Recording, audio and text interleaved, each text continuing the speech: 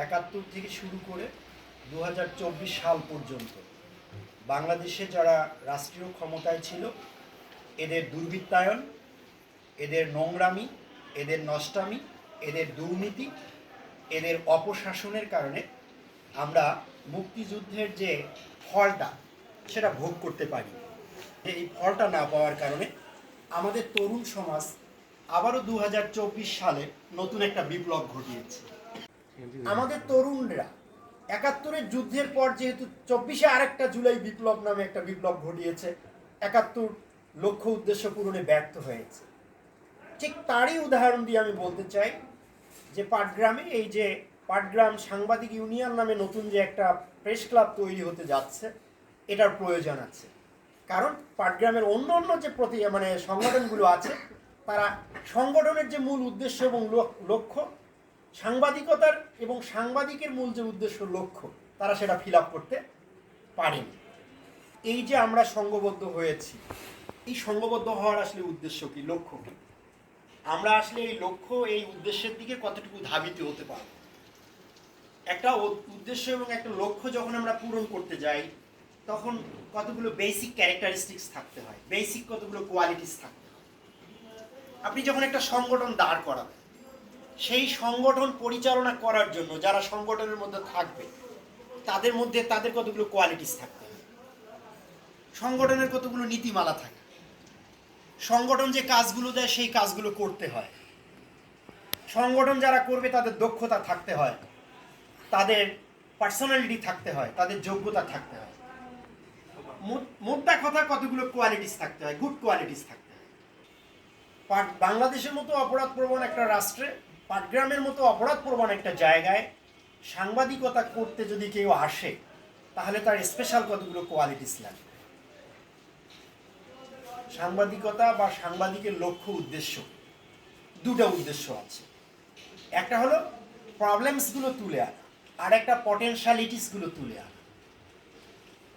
Individual থেকে শুরু করে, পরিবার থেকে শুরু করে, রাষ্ট্র থেকে শুরু করে সব জায়গায় প্রবলেমস আছে, সব জায়গায় পোটেনশিয়ালিটিস আছে, সমস্যা আছে এবং সম্ভাবনা আছে। সাংবাদিকের কাজ কি আসলে? সাংবাদিকের কাজগুলো সমস্যাগুলো চিহ্নিত করা, সমস্যাগুলো চিহ্নিত করা। সমস্যাগুলো চিহ্নিত করার পর যদি অ্যাবিলিটি থাকে, তাহলে সমাধানের পথও বাতলায় দেওয়া, সমাধানের পথটাও দেখায় দেওয়া। যদি একান্তই সমাধানের পথ বাতলায় দেওয়া বা দেখায় দেওয়ার মতো অ্যাবিলিটি না থাকে, সমস্যাগুলো চিহ্নিত করে এগুলো বলা এবং লেখা। আর প্রতিটা জায়গায় যেহেতু সম্ভাবনা আছে, each and every person has a potentiality. প্রতিটা মানুষ সম্ভাবনাময়, প্রতিটা মানুষই সম্ভাবনাময়। এখানে যারা আমরা বসে আছি না, প্রতিজন মানুষের ভিতরে সম্ভাবনা লুকিয়ে আছে।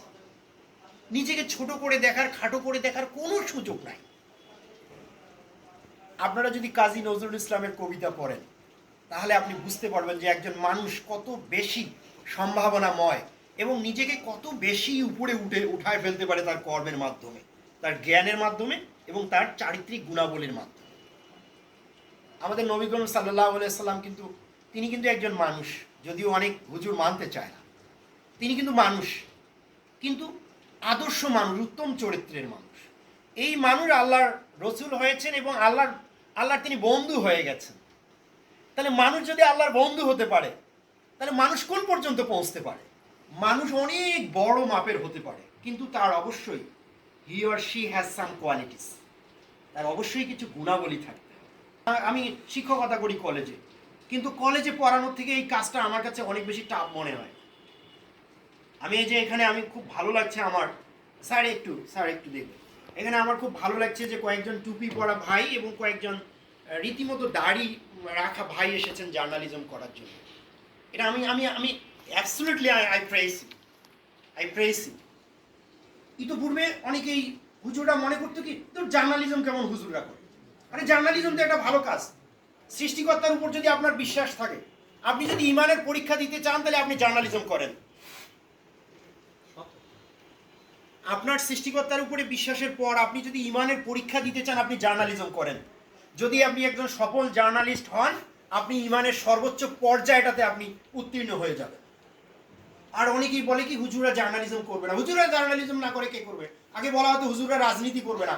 মাশাআল্লাহ, আল্লাহর রহমতে হুজুরা এখন রাজনীতি করতেছে, এটা আমি কিন্তু প্রেস করি। আই প্রেস যে হুজুরা রাজনীতি বোঝে, রাষ্ট্র বোঝে, সমাজ বোঝে।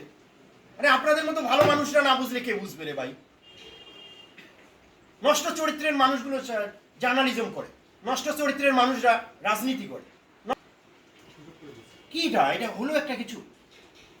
তো 5 আগস্টের পরে আমরা দেখেছি যে একটা আমূল পরিবর্তন চলে এসেছে। এই পরিবর্তনটাকে আমরা যদি ধরতে পারি এবং আমরা যদি আমাদের কোয়ালিটিসগুলো শো করে পাটগ্রামের মতো একটা জায়গায় এগুলো শো করাতে পারি, তাহলে জার্নালিজম করে আপনি তৃপ্তি পাবেন, আপনি মানে সুনাম অর্জন করবেন, লোকেরা আপনাকে প্রেস করবে, আপনাকে আপনার মানে ভালোবাসবে এবং আপনি নিজেও একটা আত্মতৃপ্তি বোধ করবেন।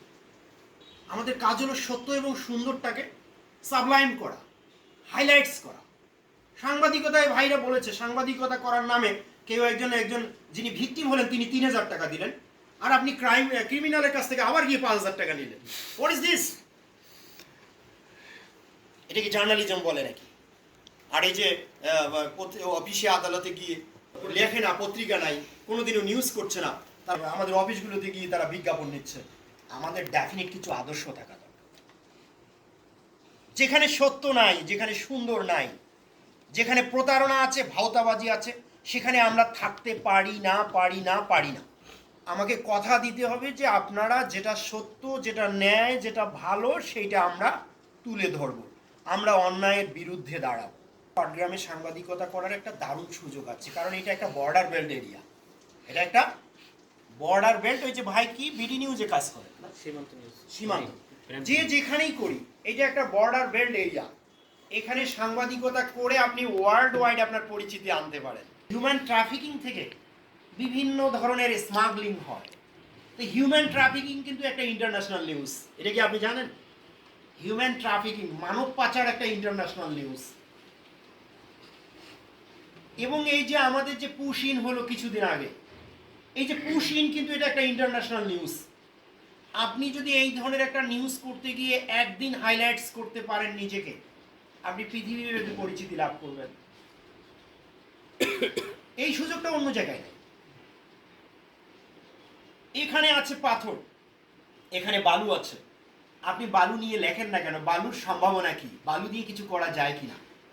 এখানে তিস্তা নদী আছে, এখানে ধরলা নদী আছে। ধরলা নদী এবং তিস্তা নদীর পটেনশিয়ালিটিটা কি, এটা দিয়ে কি করা যায়? ড্রাগের মতো সমস্যা আছে, আমরা কিন্তু ড্রাগ নিয়েও লিখতে পারি, পারি কিনা? মানে সমস্যা এবং সম্ভাবনাগুলো নিয়ে যদি আমরা লিখতে পারি, তাহলে আমাদের জার্নালিজমকে কেউ ঠেকাতে পারবে না, কেউই ঠেকাতে পারবে না। কিন্তু আপনাকে প্রথমত ব্যক্তিত্ববান হতে হবে, দ্বিতীয়ত আপনার থাকতে হবে দক্ষতা, তৃতীয়ত থাকতে হবে আপনার সাহস, 4 নম্বরে ঐক্য থাকতে হবে, 5 নম্বরে কোন আদর্শকে কেন্দ্র করে আমরা জার্নালিজম করছি। ওই যে ভাই ওই দিক থেকে তখন বলেছে, আমি ভিকটিমের কাছ থেকে 3000 নিলাম আর ক্রিমিনালের কাছ থেকে নিলাম 5000, এটা কোন ধরনের জার্নালিজমের এথিক্সের মধ্যে পড়ে? এটা জার্নালিজমের কোন এথিক্সের মধ্যে পড়ে? এখন উনি কার বিরুদ্ধে লিখছেন কি? আমার মনে হয় না ওটা লিখতে পেরেছেন উনি, কারণ যে যার কাছ থেকে 5000 টাকা নেওয়া হয়েছে, পরের দিন ওটা লিখলে ওর ঘাড় ধরে টাকা 5000 আগে নিবে। আর ও যদি টাকা 5000 দেওয়ার নিয়ত থাকে, তাহলে ও টাকা 5000 নিত না।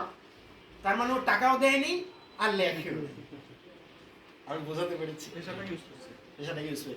সর্বোপরি মহান আল্লাহ পাক রাব্বুল আলামিন আমাদেরকে একটা অশেষ সুযোগ তৈরি করে দিয়েছেন। 5 আগস্টের পরে একটা সুন্দর পরিবেশ তৈরি হয়েছে।